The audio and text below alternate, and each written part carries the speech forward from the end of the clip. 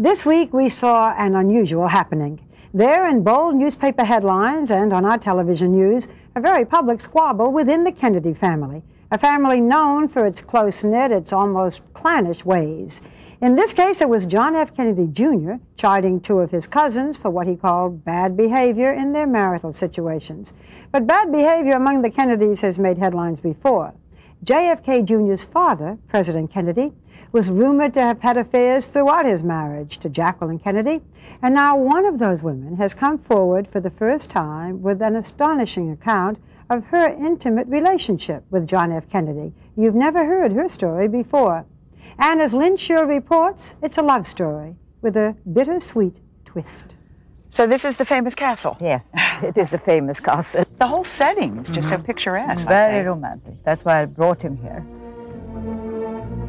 It was as if we had walked into a fairy tale, complete with castle, Prince Charming, and exotic young woman. Gunilla von Post was reliving her visit to this 16th century mansion with her dashing lover. The setting was Sweden, the year 1955. Their passionate week together was drawing to an end. We walked out here to the garden and we looked around and admired the beautiful place, and he took a photo of me. Tell me about the photograph. Gunilla, I want a picture of you. And then I said, I want a picture of you too. And then, sorry, you have to keep me in your heart. No photos of me. Jack said, no. No pictures. No pictures. Why do you think that was? I think, he was married and he was discreet. Gunilla von Post was a partner to that discretion for 42 years. Close friends and family were the only ones who knew that she had a love affair with John F. Kennedy. Not until Jacqueline Kennedy Onassis died in 1994 did Gunilla, now age 65, decide to let the secret out with her new book. I just want this beautiful love story, how sensitive, beautiful, romantic soul he was. You ever only heard all these things about him that was not so romantic. It all began once upon a time in the south of France. Gunilla von Post was spending the summer of 1953 on the French Riviera.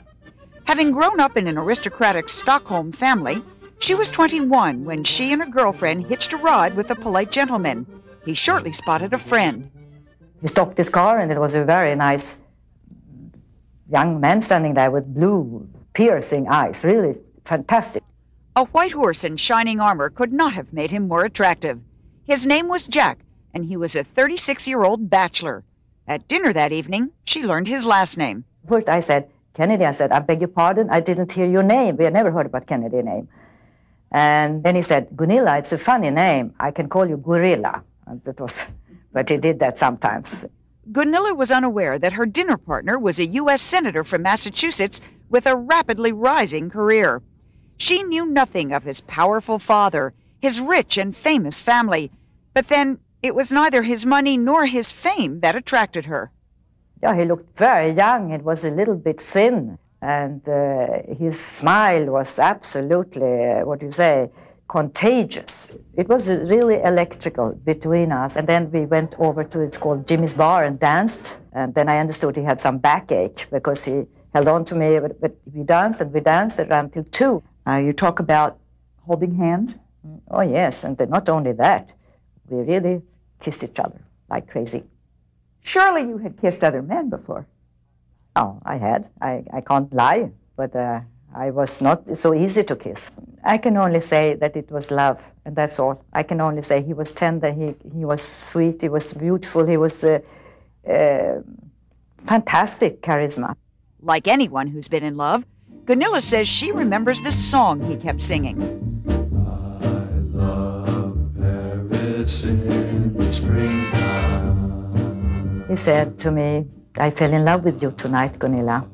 And then he kissed me, and then he said to me, but I have to tell you something. It was Gunilla's first inkling that despite the fairy tale trappings, she was in the midst of a real-life story, one with a painful dark side. And he said, I have news to tell you. I'm going home to marry. I don't know if he said the name. I don't remember. He said Jacqueline Bouvier, but he said, I had met you 1 week before, I would have canceled the whole thing. Were you angry? I was hurt. A bit angry too. How he could do that to me. I didn't understand how you can feel so strong for one person and go home and marry somebody else. I didn't understand that. He made a tiny effort to come in and have one for the road or whatever they say in America. And I said, no, Jack, now you go and good luck to you and your future and your marriage and your life. That was what I said, boom, and then I cried. Exactly 3 weeks later, September 12, 1953, Senator John F. Kennedy married Jacqueline Bouvier in Newport, Rhode Island. With a pretty wife and a politically rising star, the future seems bright for the junior senator from Massachusetts. In Stockholm, Gunilla went back to work. 6 months after the wedding, when she returned to her family's apartment, her mother handed her a letter that had just arrived from Washington, D.C. Of course, I was happy. My heart, boom, boom, boom, boom. I was very happy to hear from him, but I said, but he's a married man. Senator Kennedy's letter was the first of a barrage of mail, messages, and phone calls Gunilla would receive. The letters, all carefully saved, have been authenticated by a handwriting expert. Dear Gunilla, do you remember our dinner and evening together this summer? The tone was not sleazy. It was a very beautiful tone, and he just wanted to see me. He wanted to long for me all the time. I thought I might get a boat and sail around the Mediterranean for 2 weeks with you as a crew. And then his passionate calls, you know, you should have heard him. And I said, but I was confused. You could leave Sweden and come to Paris, or perhaps go to the Côte d'Azur. Almost every letter ended with a plea that she meet up with him again, somewhere. I said, no, if you really want to see me, my dear Jack, you come and see me in Sweden. I said, but that's cold and damp. As it turns out, weather was not the major factor in delaying their reunion. Jack Kennedy would undergo life-threatening surgery on his back. Last rites were administered twice. The only word Gunilla got was this vague telegram saying his leg had been injured. By the spring of '55, he was back in Washington, bombarding Gunilla with more letters and charming her mother on the telephone. Gunilla's resistance was weakening. I didn't say no. In my heart, I love to see him again. To be honest with you, yes.